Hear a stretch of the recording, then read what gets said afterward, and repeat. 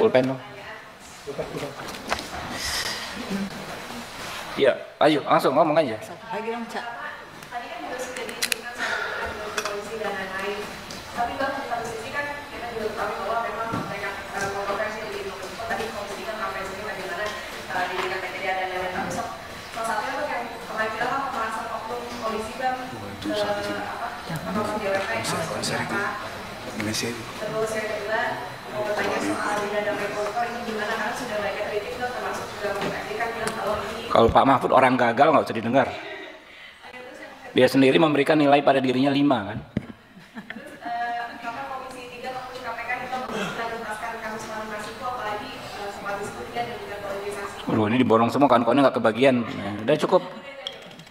Ya, satu soal kinerja kepolisian itu dia namanya fenomena oknum itu kan ada di semua lembaga. Saya berkali-kali sampaikan, apakah di Polri, apakah di TNI, apakah di Kejaksaan, apakah di DPR, oknum ada dan mungkin banyak.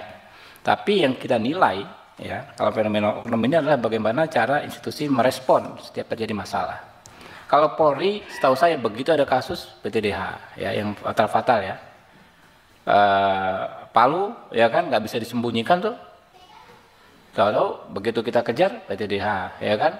Kemudian Sumbar jelas, Jambi begitu juga, ya kan, malah 2 orang yang kena PTDH. Jadi kita tentu mengapresiasi dan teman-teman rasakan paham sekali kok yang di Komisi 3 ya, ketika kita lewat sekretariat saja misalnya minta keterangan terhadap hal ihwal dugaan pelanggaran, dalam hitungan jam biasanya langsung direspon oleh Kapolres setempat misalnya, ya.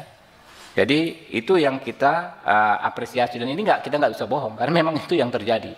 Kita yakin memang Pak Kapolri mengingatkan kepada jajarannya, ya, setiap masalah tentu mungkin saja terjadi, tapi bagaimana respon penyelesaiannya itu yang dituntut maksimal. Soal DWP ini ada 2 sisi, ya. Satu sisi tentu kita menghargai, ya, menghormati, apresiasi tindakan yang dilakukan Kadif Propam, ya. Tapi di sisi lain juga kita perlu saling mengingatkan bahwasanya event-event musik itu memang sangat rawan menjadi ajang penggunaan narkotika. Saya sejak kasus ini mencuat, ya, saya mencari informasi ke berbagai pihak. Memang banyak mengatakan, Pak, kalau di situ, ya, acara seperti memang sangat rawan penggunaan narkotika. Nah, jadi kita menghargai apa yang dilakukan oleh Kadif Propam, tapi seharusnya tetap proporsional, ya. Kita tahu keberhasilan di narkoba kita luar biasa, membongkar bertonton pengiriman sabu, ya, sampai kita kumpulkan data itu banyak sekali keberhasilan mereka. Nah, kalau ada oknum-oknum yang melakukan pelanggaran, tentu harus ditindak. Siapa yang berbuat harus bertanggung jawab. Orang yang melakukan kesalahan, ya, harus mendapat hukuman yang setimpal dengan perbuatannya. Jadi berat ringannya hukuman, gradasinya itu harus paralel dengan berat ringannya kesalahan, ya. Saya sangat percaya Pak Kapolri dan Pak Kadif Propam tahu sekali cara memainkan barang itulah, kurang lebih, ya. Ini kan, ya Pak, ya, kayak sama kita pegang gelas gini, kalau terlalu kencang bisa pecah gelasnya, kalau kita lepas ya pecah juga, ya. Pak Rikwanto nanti bisa menjelaskan itu, ya. Lalu tadi soal maaf untuk korupsi, Anda sudah tanyakan ini berkali-kali, ya, dimanapun tanya dan berbagai orang sudah sampaikan, ya, silakan saja Anda nilai, ya. Kalau saya itu kan pernyataan umum seorang pemimpin pemerintahan maupun pemimpin negara, kepala negara, nggak bisa dijawab dengan, ya, hal ihwal prosedural ala Mahfud MD. Mahfud MD ini orang gagal, ya, dia sendiri menilai dia gagal, ya, 5 tahun sebagai Menko Polhukam dengan memberi skor 5 dalam penegakan hukum. Apa yang mau dinilai dari Mahfud MD, gitu kan? Nah, jadi, ya, teman-teman, ya, itu aja. Saya malas, capek kita berdebat, ya. Nggak mungkin Pak Prabowo itu menginstruksikan untuk mengabaikan berbagai peraturan perundang-undangan.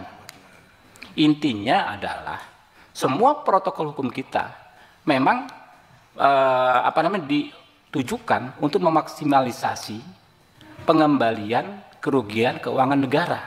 Itu stressingnya. Gitu. Jadi yang diperdebatkan kalau pengembalian keuangan negara bagaimana orang dihukum, enggak gitu. Kita ini memperdebatkan hal yang remeh-temeh tapi melupakan hal yang paling substansi dalam pemberantasan korupsi. Tinggal saja aparatur negara, kepolisian, kejaksaan, KPK menerjemahkan arahan Pak Prabowo itu sesuai dengan hukum dan perundang-undangan yang berlaku. Jadi Pak Mahfud jangan menghasut bahwa Pak Prabowo mengajarkan melanggar hukum dan lain sebagainya. Gitu loh. Oke? Terus soal Harun Masiku dan lain sebagainya silakan saja KPK memproses. Ya, kita hormati hak KPK untuk melaksanakan tugasnya, tapi kita hormati juga haknya Pak Hasto ya untuk melakukan pembelaan diri. Kita berikan kesempatan seluas-luasnya kepada beliau. Ya, kalau soal ini politik nggak politik itu sampai nanti kiamat kita nggak akan selesai berdebat. Ya, pasti akan sangat subjektif. Ya, orang yang keinjak akan teriak, orang yang nggak keinjak ya akan diam saja. Itulah dunia kita saat ini. Ya. Tapi kalau aturan nanti ditegakkan, yang dituduhkan maupun yang dibantahkan itu harus sama-sama ada buktinya. Itu saja. Oke, ada lagi teman-teman?